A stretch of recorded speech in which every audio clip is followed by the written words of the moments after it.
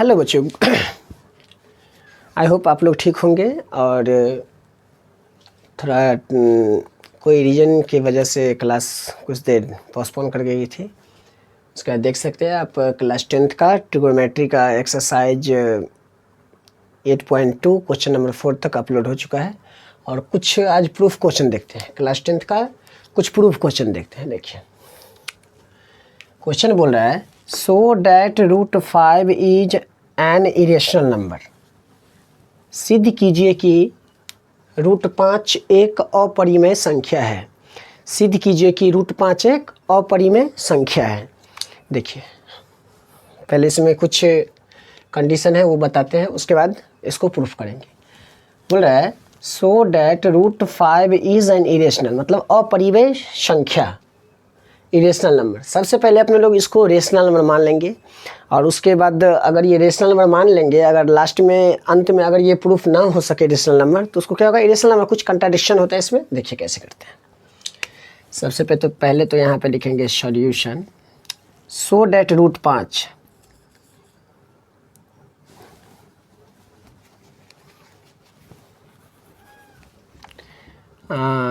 let us assume that √5 is a rational number. सबसे पहले तो √5 को रेशनल नंबर मान लेंगे। चलिए उसके बाद नाउ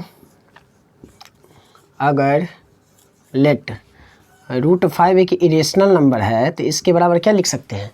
रेशनल नंबर क्या होता है, number which can be written in the form p/q and where p and q are integer and q is not equal to 0। तो अगर ये रेशनल नंबर इसको मान लिए हैं तो इसको p/q के शक्ल में लिख सकते हैं। तो √5 इक्वल टू p/q वेयर, जहाँ where p and q are को प्राइम, जिसका SCF वर्ड आता है coprime, and q is not equal to 0। ये किसका कंडीशन होता है, रेशनल नंबर का कंडीशन होता है। अब लिखेंगे अपने लोग squaring both side, squaring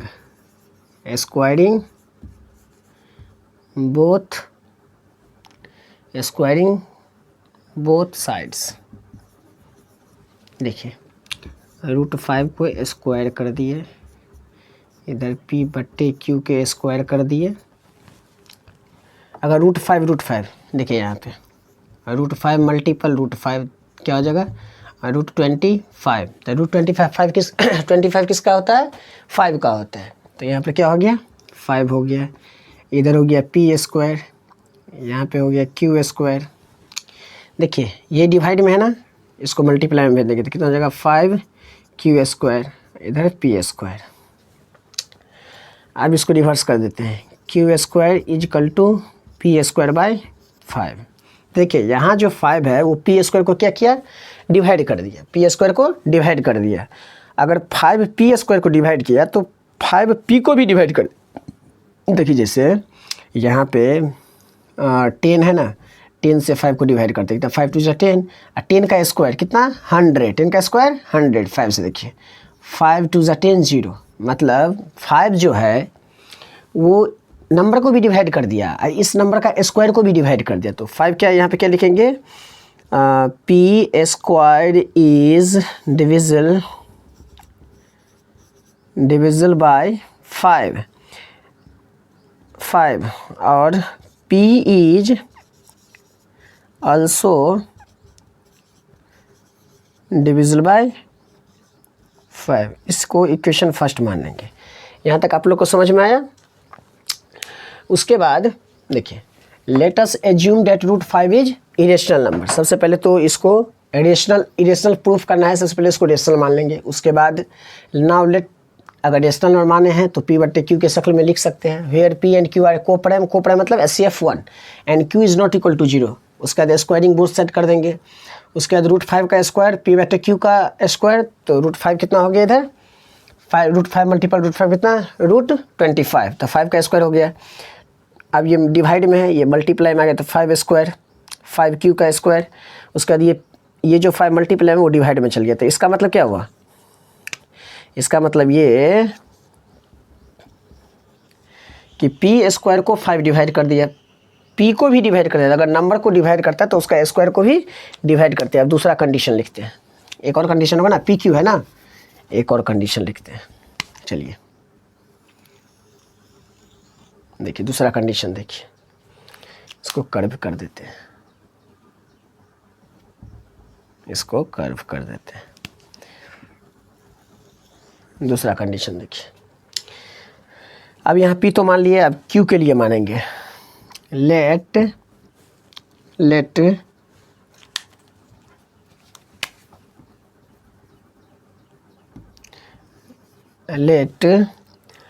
P equal to 5m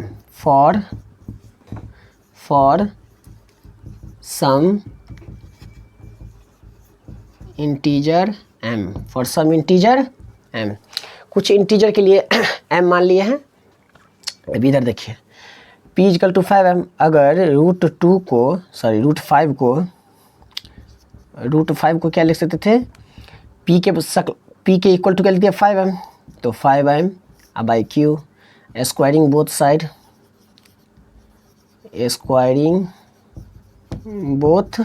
sides. देखिए यहाँ पे तो p को डिवाइड किया है और यहाँ पे q को डिवाइड कर देगा, लेकिन क्या बोल रहा है, कोपरम है, SCF1 है, मतलब एक ही फैक्टर होना चाहिए। यहाँ पे तो दोनों को डिवाइड कर रहा है 5 दोनों को डिवाइड, p को भी डिवाइड कर रहा है और q को भी डिवाइड कर रहा है। तो जो कंडीशन माने थे वो तो सेटिस्फाई नहीं हुआ, इसीलिए पहले इसको रेशनल मान लेंगे, लास्ट में ये अगर रेशनल नहीं हुआ तो क्या होगा, कंट्राडिक्शन लग जाएगा, तो उसका अपोजिट हो जाएगा, क्या हो जाएगा, इरेशनल नंबर हो जाएगा। तो रूट 5 का square equal to 5m by Q.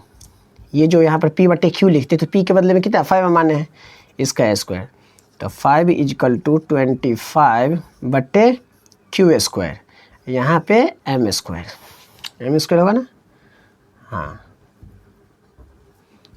q। अब देखिए ये q डिवाइड में है ना, मल्टीप्लाई में चल जाएगा तो कितना हो जाएगा 5q is equal to 25m square.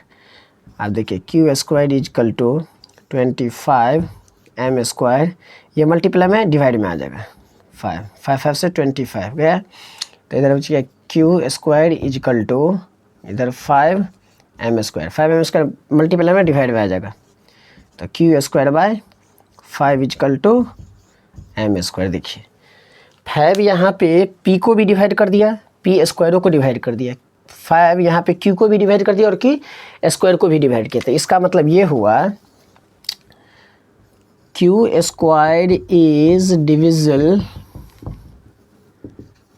Divisible by 5 and q is also divisible by 5, q is also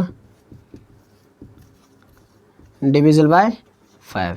equation 2 मान लेंगे इसको, कितना 2।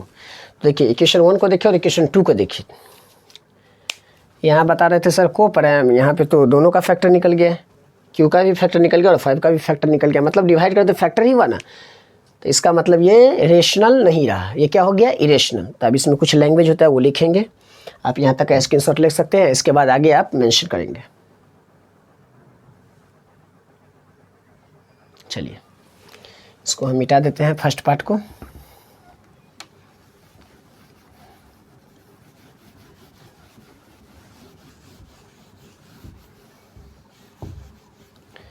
देखिए यहाँ पे अपने पी क्यू था ना, देखिए यहाँ पे क्या था, Q square is divisible by 5 और Q is also divisible by 5। तो यहाँ पे कुछ P and Q have common factor, P and Q have common factor of 5, P and Q have common factor of 5, P and Q have common factor 5। इसका common factor क्या हुआ 5, P का भी Q का भी, दोनों को डिवाइड करता है, यहाँ पे P को डिवाइड करता है, यहाँ पे Q को डिवाइड कर रहा है। इसका मतलब it is contradiction, it is contradiction. ये क्या हुआ, contradiction, it is contradiction that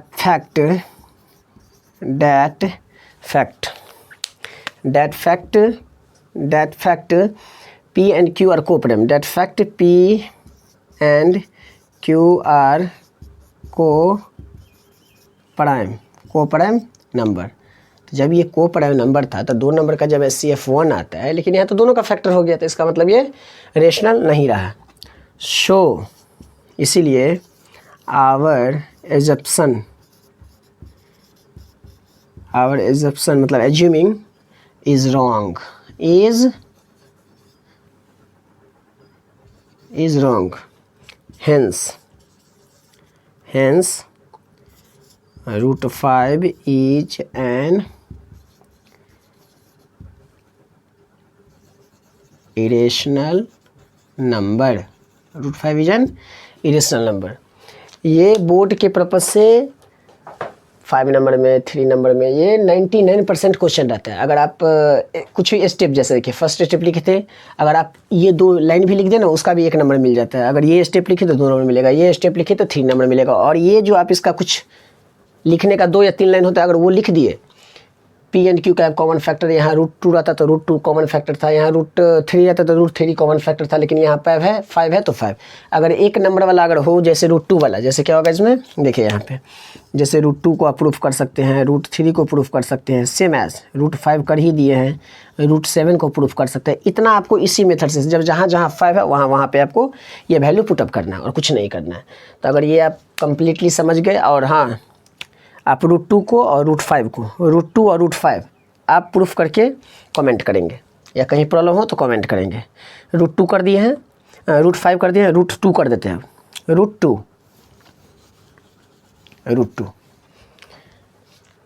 चलिए स्क्रीनशॉट ले सकते हैं। और अगर आपको समझ में आए तो अपने फ्रेंड के साथ शेयर कीजिए। और ये टोटल NCERT सॉल्यूशन, वो चाहे CBSE बोर्ड हो या चाहे वो बिहार बोर्ड हो, सिर्फ लैंग्वेज चेंज रहता है। ये टोटल जो हिंदी है, इंग्लिश है ना, वो हिंदी रहता है, और ये क्वेश्चन का सेम पैटर्न रहता है, इसमें कोई ज़्यादा टेंशन नहीं लेने का।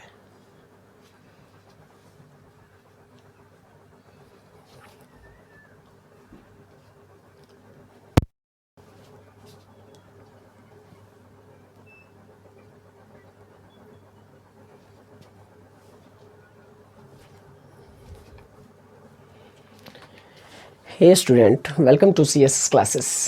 आज अपने लोग क्लास 10th का इरेशनल नंबर प्रूफ कर रहे हैं, और आई होप आप इरेशनल नंबर √5 देख चुके होंगे। हम पहले भी बता चुके थे, ये बोर्ड के लिए वेरी इंपॉर्टेंट होता है। और यहाँ पे जो बताएंगे वो आप अगर कहीं पे ट्यूशन पढ़ते होंगे, स्कूल पढ़ते होंगे, अगर कहीं की भी थोड़ा भी फ्लैक्चुएट करे तो आप उतना टेंशन नहीं लेने का, कोई बात नहीं। वो थोड़ा लैंग्वेज प्रॉब्लम हो सकती है, और ये जो मेथड है वो डिटो रहता है, थोड़ा आगे पीछे हो सकता है, लेकिन ये मेथड जो है वो डिटो रहता है। इसलिए आज अपने लोग क्लास √3 का, क्लास 10th का √3 देखेंगे कैसे प्रूफ करते हैं। √5 बता चुके होंगे, ऐसे ही सेम √2 बनता है, √7 भी इसी तरीक़ा से बनता है। √5 तो बता ही दिया, आज √3 बताएंगे। और आप लोग √2 और √7 ये दोनों आप खुद बनाएंगे, और √5 √3 बना दिए हैं। जहाँ √3 होगा वहाँ आप √5 का वैल्यू पुटअप कर देंगे, √3 पुटअप कर देंगे। चलिए पहले तो इसको रेशनल नंबर मानते हैं। अगर ये लास्ट में रेशनल ना हो तो थ्रू कंट्राडिक्शन क्या हो जाएगा, इरेशनल हो जाएगा। देखिए पहले let us assume that √3 is a rational number. √3 क्या है, रेशनल नंबर है। अगर जब √3 रेशनल नंबर है तो इसके किसके फॉर्म में लिख सकते हैं, P/Q के फॉर्म में। क्यों? क्योंकि रेशनल नंबर क्या होता है, a number which can be written in the form P/Q where P and Q are integer and Q is not equal to 0। इसीलिए now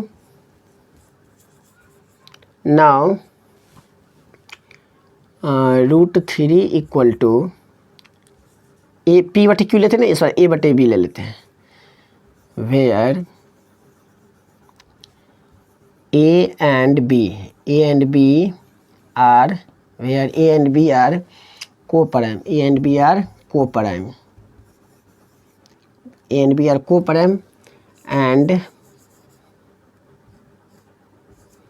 B is not equal to 0। B क्या होना चाहिए, बराबर 0 के बराबर नहीं होना चाहिए। चलिए इसको एक ही पेज देखेंगे बना के, अगर एक ही स्लाइड में बन जाए तो ठीक है, अदरवाइज दूसरा तो यूज करना ही होगा। देखिए जब √3 क्या हो गया, a/b के फॉर्म में हो गया। अब इसको प्रूफ करने के लिए स्क्वायरिंग बोथ साइड कर देंगे, स्क्वायरिंग बोथ साइड्स।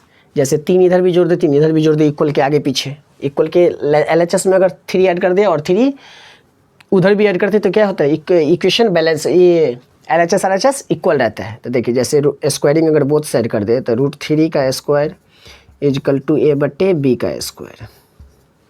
तो √3 कितना है, √9 किसका होता है, 3 का होता है। 3 इक्वल टू a²/b²। देखिए यहाँ पे b² है ना, ये डिवाइड में है, किस में है, डिवाइड में है। अगर ये क्रॉस किया जाएगा किस में, मल्टीप्लाई में चल जाएगा, तो कितना हो जाएगा 3b²। 3b², इधर क्या बच गया, a²। ये मल्टीप्लाई में, ये डिवाइड में चला जाएगा, तो b² equal to a²/3। 3 a² से डिविजल हो गया, ये बताते हैं अभी। जैसे देखिए 3 से 9 डिविजल है, 3 से 9 डिविजल, ए को क्या मान लेते हैं, 9 मान लेते हैं। ए इजकल टू 9 में 3 क्या हो गया, 9 हो गया, 3 3 जा 9। अगर a² कितना हो जाएगा, 9 9 जा 81। तो ये तो 81 भी 3 से डिवाइड होगा ना, 3 2 जा 6, 2 3 3 7 जा 21। देखिए अगर a इजकल टू 9 है तो a² कितना हो जाएगा, 81, 9 9 जा 81। तो मेरे कहने का मतलब ये है, अगर नंबर कोई डिवाइड हो रहा है तो उसका स्क्वायर भी डिवाइड होता है। तो यहाँ पर लिखेंगे a² इज डिविजिबल बाय 3 और a इज also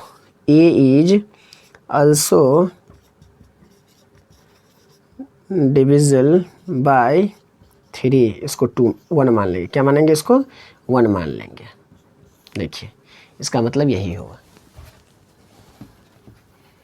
अगर नंबर डिवाइड कर रहा है तो उसका स्क्वायर भी क्या होगा, डिवाइड होगा, उसका स्क्वायर भी क्या होगा, डिवाइड होगा। देखिए ए को तो डिवाइड कर दिया, अब बी को डिवाइड कर रहा है या नहीं कर रहा है। देखिए let a equal to 3m for some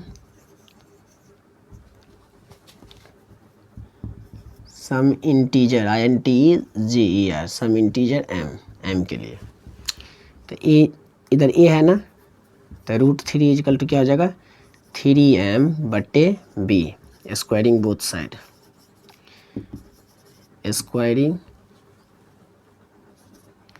squaring both side. तो √3 का स्क्वायर, देखिए यहाँ पे a/b लिखते हैं, लेकिन a के बदला कितना है, 3m, इसीलिए यहाँ हो गया 3m/b का स्क्वायर। तो यहाँ 3 हो गया, √3 9 का कितना, 3, यहाँ हो गया 9m²/b²।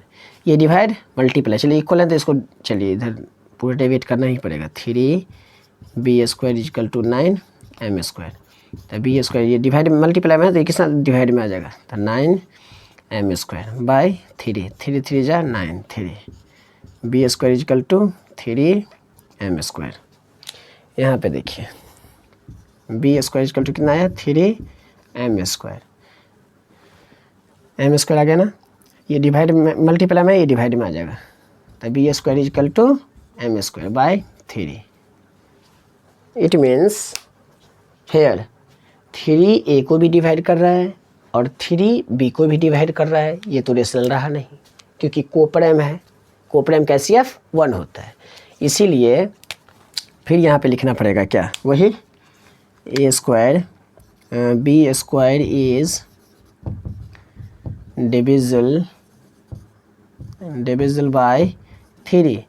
तो b is also divisible by 3, ये 2 हो गया, मतलब फर्स्ट और सेकंड। तो फर्स्ट सेकंड से क्या कह सकते हैं, यहाँ पे लिखे, इसको मिटा दे, चलिए यहीं पे लिख देते हैं, from first and second A and B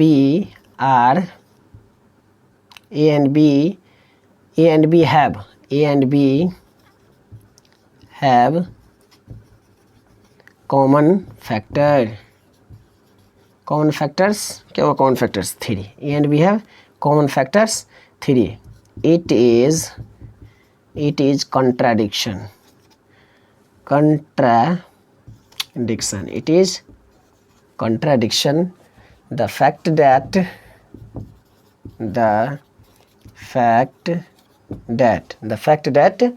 A and B have the fact that A and B have कोपराइम. क्या? कोपराइम. सो इसीलिए इट इज़ नहीं, सो इसीलिए आवर एजम्पशन इज रॉन्ग. हम जो माने थे वो रॉन्ग हो गया, इसलिए क्या हो गया? Hence √3 is an irrational number. √3 क्या हो गया? इरेशनल नंबर हो गया. तो √3 भी हो गया, √5 भी हो गया, और मतलब फ्रॉम फर्स्ट और सेकंड से कह सकते हैं अगर जब इसको हम कोपराइम माने थे तो इसका एक ही फैक्टर और चल गया है, तो दो फैक्टर है, ए का भी फैक्टर है, बी का भी फैक्टर है. तो जो हमने माना था वो तो सिद्ध नहीं हो पाया, वो तो प्रूफ नहीं हुआ. तो वो प्रूफ नहीं तो उसका ऑपोजिट हुआ, क्या? Irrational number. तो अगर ये दोनों का कॉमन फैक्टर है तो अगर कोपराइम भी नहीं रहा तो आवर एजम्पशन जो हम मांगे थे वो रॉन्ग हो गया. इसीलिए क्या हो गया? √3 इज एन इरेशनल नंबर. तो √5 √3 हो गया, और √7 और √2 आप लोग करके उसके बाद कमेंट करेंगे, तब डबल वाला करेंगे. जैसे 2√3 हो गया, जैसे 2√3 हो गया, फिर √3 + 2 हो गया. ये सबको कैसे करते हैं इसके बाद वही वीडियो आएगा. ये डबल वाला, अभी तो सिंगल वाला चल रहा है, इसका डबल वाला करेंगे. और आप लोग को अगर समझ में आए तो लाइक कीजिए, सब्सक्राइब कीजिए और अपने फ्रेंड के साथ शेयर कीजिए. Thank you.